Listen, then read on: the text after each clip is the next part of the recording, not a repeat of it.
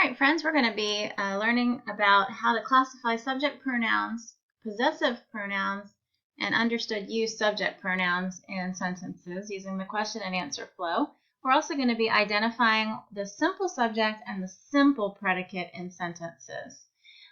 Before you start this video, you might want to pause it and just practice your jingle for your subject pronouns and your jingle for your possessive pronouns. You could find that on YouTube, or also you can look in your grammar book for the lyrics to that, just so you can recognize them right away. Makes classifying a lot easier. I also wanted to say, just to remind you that when you use the question and answer flow, it's really important to go through the steps in order to say them out loud, the questions and the answers. Even though it seems tedious to do all that, I promise you it will benefit you in the end. So I'm just asking you to trust me. Say the question out loud, say the answer for every single word in the sentence, every step of the question answer flow. I know it's tempting to just start labeling things, but it will cause confusion later on as our sentences get longer. So today we're going to be looking at our pronouns, focusing on pronouns. So let's look at our first sentence. Read it out loud with me. Speak to the new teacher. Sorry, I have to get rid of some of this stuff showing up. And let me find get a good old pen to use. I think we'll use blue today. Speak to the new teacher. All right, the first thing, remember from chapter 3, we're going to look for prepositions. So do you see any prepositions in the sentence? I see the preposition to whom or what? Teacher, object of the preposition. What kind of teacher or which teacher are we talking about here? Adjective, remember adjectives answer the question what kind, which one, how many. And article adjective, the. What do you do with this whole prepositional phrase, to the new teacher? That's right, put parentheses around it. Now what do we have left if we read the sentence without that prepositional phrase? Speak. All right, our first question of the question answer flow is who or what speak? Well, look, there's no subject, is there? No subject noun. So in this situation, we are assuming that the subject is you. You speak to the new teacher. So what we do is we write in the word you. We label it subject pronoun because it is one of those subject pronouns. And that is our understood use subject pronoun.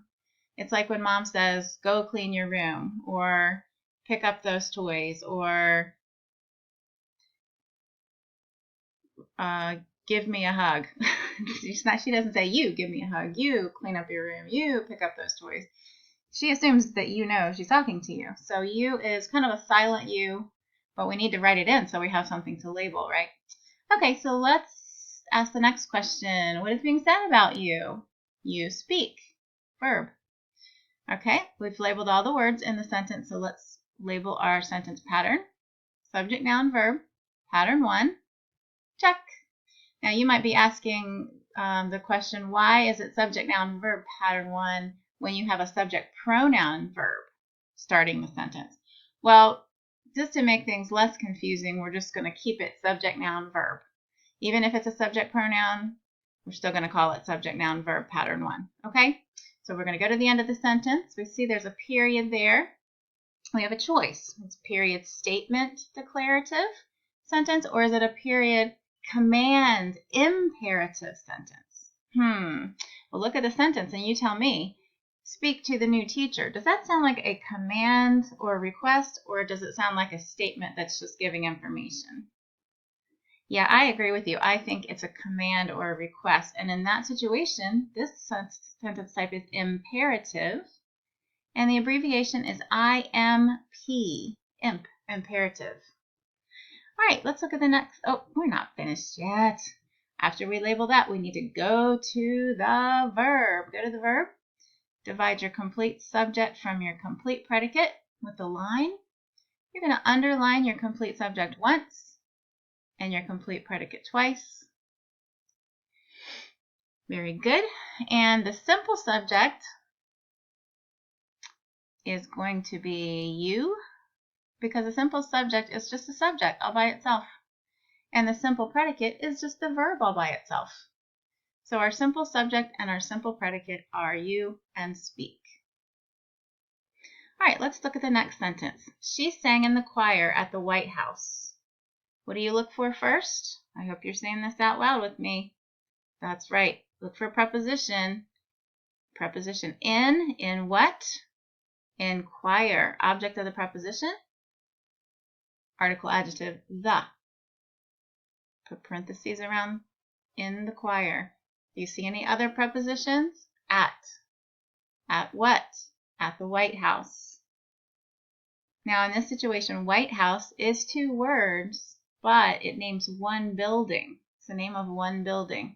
So we're going to label the whole thing White House. We're going to label that, both of those words, OP. And since house down here is by itself and not up here by White House, by the word white, we're going to just put the OP up here with white. Okay. If you want, you can write it down here too. It doesn't mean it's 2 object of the prepositions. It just means that the whole word White House is the object of the preposition. Okay, so the article adjective, put parentheses around at the White House. What do you have left if you read the sentence without those 2? She sang. Ask the first question. What is it? Who or what sang? She. Subject. Now, is that a subject noun or a subject pronoun? Subject noun. Pronoun. Very good. And what's being said about, what is being said about she? She sang. Is your verb. Now we've labeled everything, so let's do our sentence pattern. Subject, noun, verb, pattern 1. Check. Go to the end of the sentence. Period. Now is it period, statement, declarative, or is it period, command, imperative? It looks like a statement to me. It's just giving information. So that's declarative. Good. Go to the, where do we go? The verb. Very good. Go to the verb. Divide the complete subject from the complete predicate. Underline the subject once. Underline the complete predicate twice.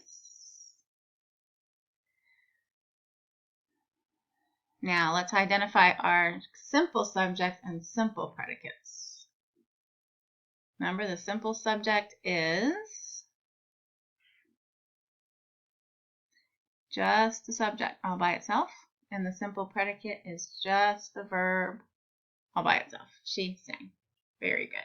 All right, I think I'm going to use a green pen this time. Let's read the next sentence together. Sit here at my new desk. First thing we're going to look for is, that's right, prepositions. Do you see any? I see one. At. At what?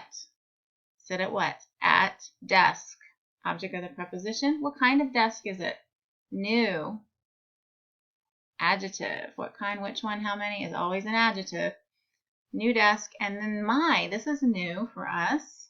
If you remember that jingle, the possessive pronoun adjectives.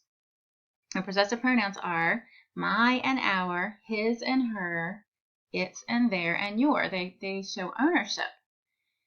So we are going to label this a possessive pronoun, but it acts like an adjective because it's describing whose desk it is. It's my desk. So we call it a possessive pronoun adjective. All right. So now we've labeled all those in the prepositional phrase, so let's put parentheses around it. Remember, it always starts with a preposition, always ends with an object of a preposition. All right, so let's see. What do we have left? Sit here. Who or what sit here? There's no subject, so what do? Remember what we did before? You need to add the understood pronoun you, understood subject pronoun you. You sit here at my new desk. All right, so what is being said about you? Sit, verb. Sit where? Here, adverb. Very good. All right, we've labeled everything, so let's go over and do our sentence pattern. Subject, noun, verb, pattern 1, check. Let's go to the end of the sentence. We see a period. Now you tell me, is it a period, statement, declarative? Or is it period, command, imperative? You sit here at my desk. Sit here at my desk. Sounds like a command. What do you think? Yep. What do you label it? Commands are imperative. IMP. Very good. All right, where do we go next? To the verb. Go to the verb. Divide the complete subject from the complete predicate with your line. You're going to underline the subject once, underline the complete predicate twice. And just for fun, let's identify the simple subject and the simple predicate. The simple subject is just the subject all by itself. The simple predicate is just the verb all by itself without all the describing words. You sit. That's pretty simple. All right, awesome.